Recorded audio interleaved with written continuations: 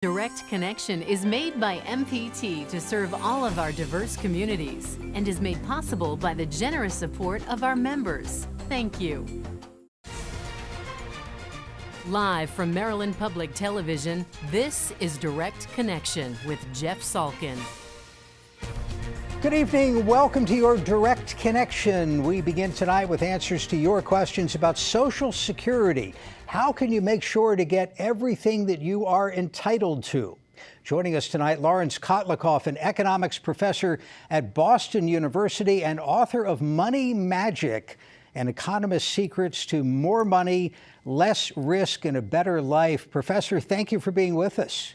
Great to be with you, Jeff. People look closely at the book. What they saw on the cover was the magician's hat and little folded up dollar bills leaping out of it. How can we all make that happen? Rabbits.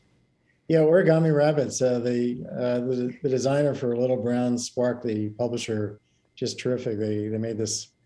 I love the cover. I think people should buy it for the cover itself. But the contents is pretty good too. Well, let's get into the content a little bit. And one of the most important things in the book, and one of the most important things for almost everybody watching as part of their retirement income, is going to be Social Security. What are the big mistakes that people can make? Well, you can certainly take your retirement benefit too soon. About 85% of people should be waiting till 70 to take their retirement benefit. That's their basic benefit from working, and only about 6% do. Now, if you take your benefit at 70, it's going to be 76% higher adjusted for inflation than if you take it at 62. So there's an enormous, gain, economic gain, and that's 76% higher in real terms, inflation adjusted. Huge gain from being patient. You might say, well, I'm not going to live that long. It's better for me to, I don't want to miss taking the money and die without having taken it. Well, my response to that is that if you die, we're immediately going to be transported to heaven once we die. And in heaven, we don't need money. So there's not going to be any regret in heaven. The real risk is living to 100 and eating cat food. So waiting till 70 for most people, again, about 85%, not everybody, is the smart thing to do, and it will make a huge difference to your living, to your peace of mind, and also to your lifestyle if you continue to live on and on and on, which many people are doing. And the other thing is that it's going to increase the share of your resources that are inflation protected. Right now, inflation's running at 7.5% per year. It could easily go higher. We have a real runaway inflation that, the Fed thinks it's going to decline. The Fed chairman, Jerome Powell, is telling us it's going to decline. The markets are saying it's going to drop in a few months, but there's no guarantee.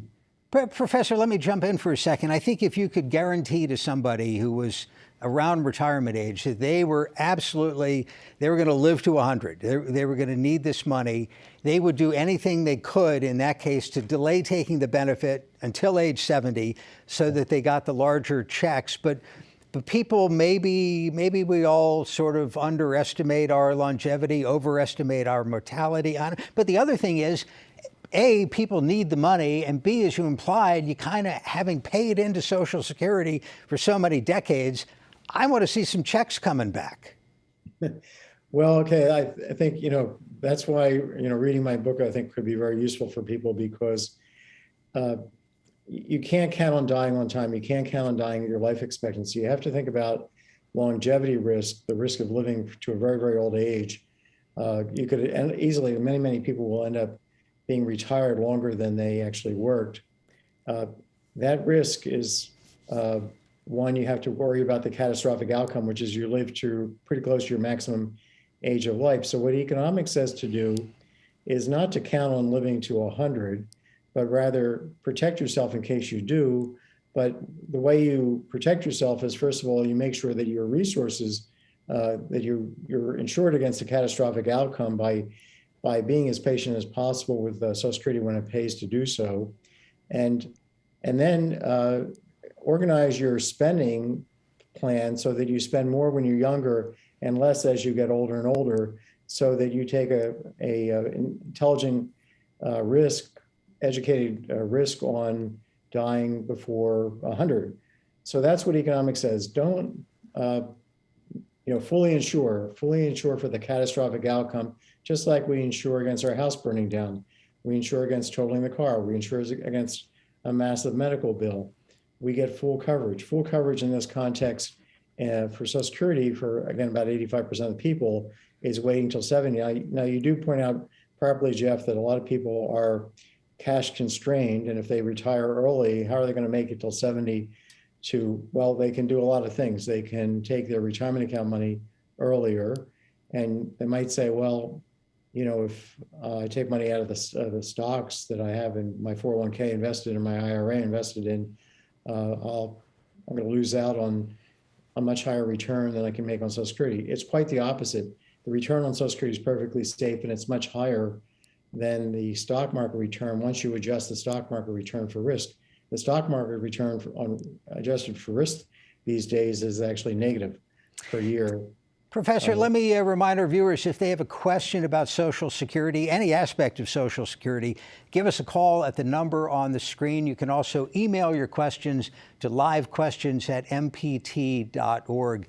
Is it correct to think about that claiming decision through the lens of a break-even point, that you figure out how much money, if you're going to claim the earliest date possible at 62, how much you're going to take in, and then if you wait, how much that's going to be, and you chart it, and at some point in the future, there's a break-even point. Is that the right way to look at it? No, that's exactly the wrong way to look at it, because that leads you to think about, hey, what's the probability of my making it to this age versus not making it? And that leads you to think about your life expectancy. And that leads you to think about, dying on time when there's no guarantee you're going to die on time. You have to worry about your maximum age of life. You have to plan for that financial catastrophe, that you keep living and have to keep paying for yourself. And if you did this kind of break-even analysis for homeowners insurance or any other type of insurance, car insurance or health insurance, nobody would buy any insurance, because no insurance policy breaks even. There's always, the odds are that you always end up paying more for the policy than you actually collect. So no, the break-even analysis is developed by Wall Street in order to get people to cash out take their Social Security early, leave their money with their financial advisor, who can then charge them fees for managing their money. And again, that managing the money is putting it in the market. And the market these days is extremely risky, as we've seen just in recent weeks. And on a risk-adjusted basis, it's really yielding what you can buy, what you can get on inflation index bonds. That's the alternative that people are investing in. They're investing in a lot of things, but today you can put $1 in the stock market, you can put $1 in these things called Treasury inflation protected securities, or called TIPS, and they yield nothing on a 30-year basis after inflation. So the stock market adjusted for risk is yielding nothing. Professor, let's take a phone call from Baltimore City. This is Anthony. Anthony, thank you for the call. Go ahead. Yes, I would just like to ask a question. I was 65 and I retired. I'm still working till 70. And when I retired at 65, I could not believe I have to pay taxes on the same money that I paid taxes on since I was 16 till I was 65. I don't understand who made that law. Thanks very much for the phone call. Professor, taxation of Social Security benefits, how does it work? Well, it's a nasty piece of work. If your what's called modified adjusted gross income goes beyond a threshold, you start paying taxes on half of your Social Security benefits. And then if it goes beyond a higher threshold, you can pay up to taxes on up to 85% of your benefits. And those thresholds are not indexed for inflation. And this was implemented under the Reagan administration by David Stockman. He thought, gee, the country's broke long term, which is true. So we're going to have this sneaky thing in here, and we're going to explicitly not index this part of the tax law, so that more and more generations will see higher and higher taxes on their Social Security. I think Stockman was trying to protect the nation's finances on the one hand, but on the other hand, not making things transparent is, I think, terrible policy making. Well, let's drill into the nation's finances for a second from the standpoint of the Social Security Trust Fund. We just saw this enormous cost of living increase that beneficiaries received. It's a big number, not quite as big as the inflation number that you mentioned before. Talk about that, if you would, in the context of the trust fund, which everybody knows is going to run out of money at some point. Yeah, the trust fund is very small.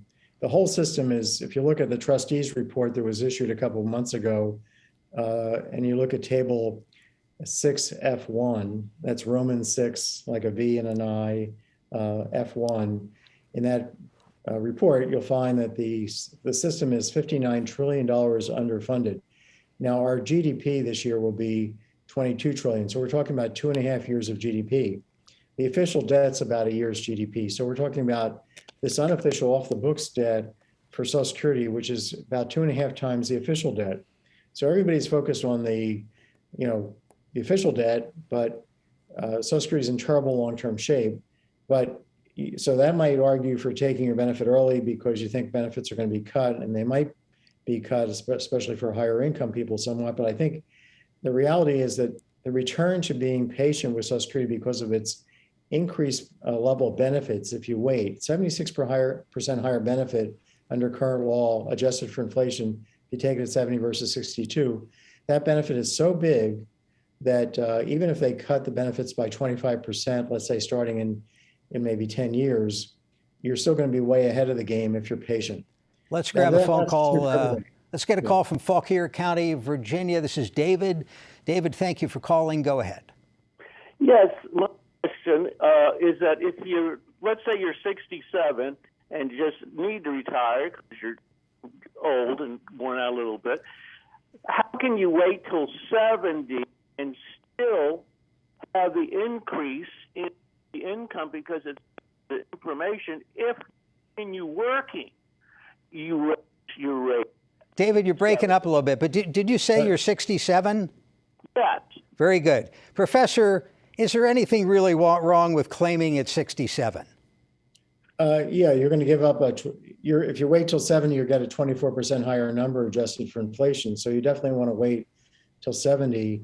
In addition, if you have a wife, for example, if the caller has a wife and even ex-wives to whom he was married for 10 or more years, they'll all collect the 24% higher benefit as a survivor benefit if he waits till 70. So how can he get by till 70? That's his big question here. Well, he can cash out his IRA, use his IRA money, which again is yielding nothing on a risk-adjusted basis, and even negative if you deal with short-term inflation-indexed returns. Or he can downsize his home, or he could take out a bigger mortgage, which and use that to get by. That's actually a good inflation hedge, because if inflation takes off, the real repayment of the mortgage will go down. You'll pay back in watered down dollars. Or he can borrow money from his brother. Maybe he's got a rich brother, and he can pay him back once he reaches 70. There's lots of ways you can, square this circle here, or to get, do whatever it can. Borrow from your kids, move in with your kids, but wait till 70, be patient, because unless you have a terminal illness or are absolutely sure that you can't live beyond some age like 80, the smart thing to do is to wait. Call from Montgomery County. This is Peter. Peter, thank you for calling. Go ahead. Yes, good evening. I understand that you can start and stop Social Security. And what is the benefit of that? Excellent question. Thank you. Why you would do that? Professor? Well, you might have been, let's say, furloughed. Let's say you're 62. You were furloughed during COVID, and you started taking benefits because you expected to work and you just didn't have enough savings. So you started taking your benefits early, and now you get called back to work. And if you do go back to work, because of what's called the earnings test, you could lose all the benefits each year. Now, you might think that's a huge tax and a reason not to go back to work, but there's something called the adjustment of the reduction factor that Social Security actually kicks up your benefits at full retirement age, which might be 66 and something for you.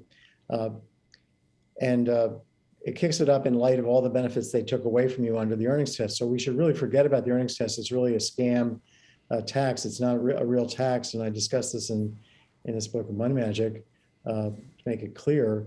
So don't be deterred by the earnings test from going back to work. Now, here's the thing about restarting your benefit.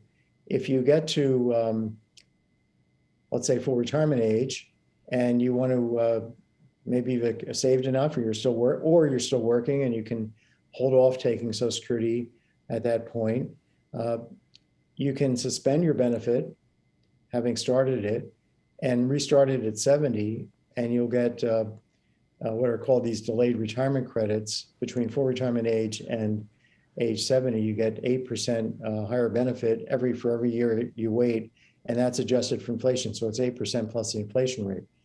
So, if inflation's running 57% right now, we're talking about a 15% higher nominal dollar amount if you're patient. Professor, you've written a couple of books on Social Security. My question is, where can people get good advice? Just looking by email, people have a lot of questions here. I've read that when you call into a Social Security call center, they've done test calls and they've found that a lot of bad advice gets given out there. Is there such a thing as an advisory service? Is there somebody you can hire by the hour to advise strictly on Social Security as opposed to comprehensive financial advice? Well, I don't want to hawk my products. I have a software company. We have a program called Maxify.com, Maxify.com. It does Social Security optimization as well as full financial planning. There's another program we have called MaximizeMySocialSecurity.com. Anybody who goes to Kotlikoff.net would see that. They could also see a listing of, this book that I just wrote, Money Magic, which talks about how to, handle Social Security, and this other book called Get What's Yours, which I co-authored, which was a New York Times bestseller about Social Security. Co-authored that in 2015. So people, clearly there's a thirst for this information, and you provide a lot of it. But in terms of being able to call up somebody trustworthy, you don't want to call up Social Security. They're going to give you the wrong answer half the time, or a misleading answer or an incomplete answer. I say very clearly in this book, Money Magic, do not ask Social Security any questions whatsoever. Figure out what you need to tell them to do, and that's it. Because I have seen so many cases of people being screwed up by the staff at Social Security that I would not advise anybody to ask at Social Security anything whatsoever. Here's an email question from a viewer. Brenda writes, her husband is 82, gets a small amount of Social Security due to being a retired firefighter. The raise we got in his benefits did not change, except that his Medicare increased. What's with that? Does that make sense? Yeah, what happened is that his Medicare premium, what they do is they take the Medicare Part B premium out of your Social Security check every month. And if in the past there were some years where the Medicare premium went up by more than the Social Security COLA, and your check would actually have declined, what they did is they didn't reduce your check. They just set up basically an IOU that you owe them money. So whenever the COLA was going to be large enough, they were going to not give you the full COLA. They were going to just kind of come back and collect what they didn't collect from you before. So this is reflecting additional Medicare premiums that they didn't charge you for in the past. And so that's also kind of a nasty piece of work because people don't expect it to happen. They don't understand it. Social Security is the most complicated system I think man has ever devised. It's got 13 benefits, 2,728 rules in its handbook about those just 13 benefits, and then hundreds of thousands of rules about the 2,728 rules in the program operating manual system. It's almost, it's like there's a complexity tax. Let's get another phone call. James in Prince George's County. James, thank you for calling. Go ahead. I wanted to know, I'm now disabled.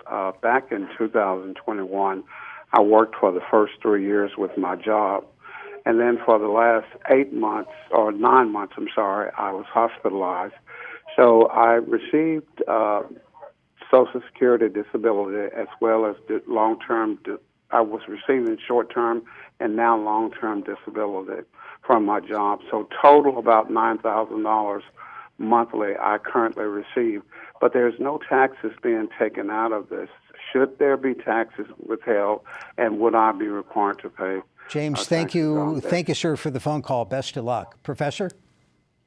Yeah, if your Social Security disability benefits, my understanding on this, I'm not an expert on disability benefits per se, but this is my understanding that if your benefit is high enough and in association with your other income, that your modified adjusted gross income, which includes Social Security benefits, is high enough to go over these one of these thresholds, the lowest threshold. A portion of these benefits, or indeed all of the benefits, could be taxed.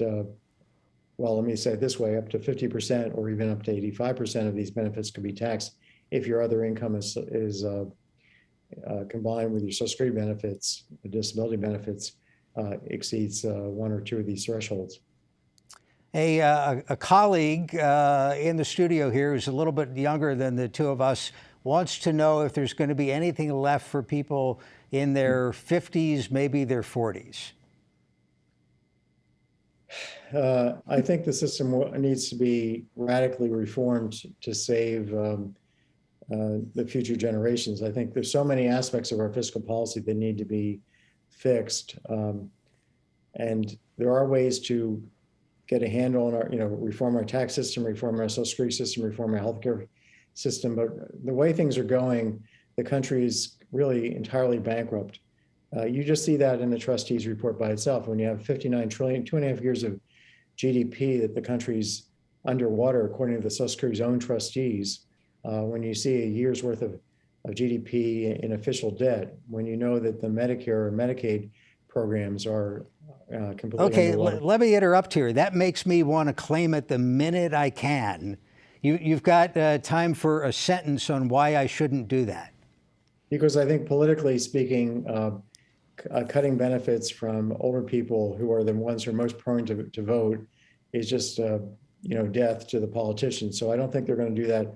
I think they're going to raise taxes. So I'd remain patient with respect to collecting Social Security and try and figure out smart ways to lower your potential tax burden. Very because good. Taxes might be increased, like Roth conversions to avoid future tax increases. Lawrence Kotlikoff, author of Money Magic. Professor, very much appreciate the time. Thank you. My pleasure. Thank you.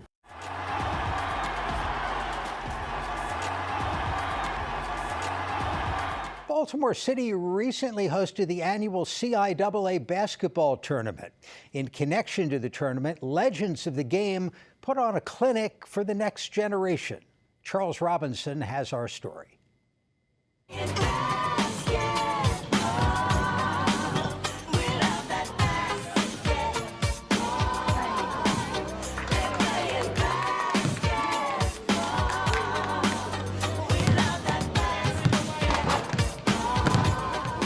When you think about, the competition of colleges, black colleges in the 60s, yes, most of that talent was concentrated in your black universities, and it was a pleasure playing. They hung on every word of former CIAA and NBA basketball great Earl Monroe. He was joined by Hall of Famer Bobby Dandridge and CIAA Commissioner Jackie McWilliams at the UA House in Baltimore. And what's basketball without a little trash talk from Baltimore Mayor Brandon Scott? Let's just say his honor shouldn't give up his day job. This clinic may be about basketball, but it's also about life. Great exposure to get allow them to see and to hear things that they would not just in their everyday, to get to speak to or hear information from legends, from greats, from older children. I always tell them that in order to be great, you have to work or play or compete against the greats. So for them being younger, here with middle and high school students and professionals, it's priceless. Her two boys are Timothy, who is 9, and Titus, who is 8. Sports, you learn discipline, same thing at home. So it really does translate from sports to school to home to work. Because of the opportunity that I had and going to that HBCU, it's given me opportunities that far reach further than I ever thought. The intersection of basketball and life, a perfect combination. I'm Charles Robinson. Charles, thank you. That is Direct Connection for this week. Join us every week at this time for your chance to ask the experts. Please follow us on Twitter @MPT News for updates on our future guests and topics. We're back Friday with State Circle and the latest on Maryland politics. Join us for that Friday evening at 7. And now for all of us at MPT, thanks for watching and have a good night.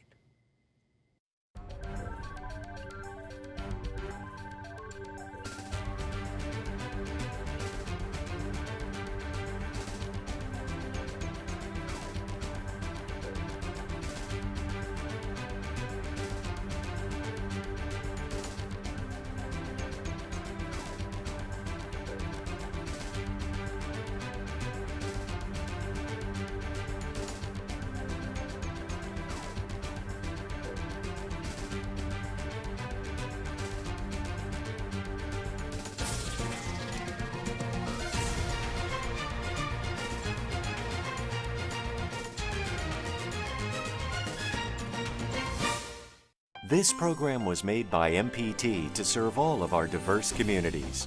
Baltimore-Washington Medical Center utilized a Maryland Energy Administration Combined Heat and Power grant, enabling the hospital to operate without interruption in times of power outages due to weather emergencies or disasters. Learn more at energy.maryland.gov. If you see someone experiencing a drug or alcohol overdose, don't run. Call 911. Maryland's Good Samaritan law protects you if you stay and help. You cannot be legally arrested, charged, or prosecuted for using drugs or for simple possession. 911, what is your emergency? And the law protects the person overdosing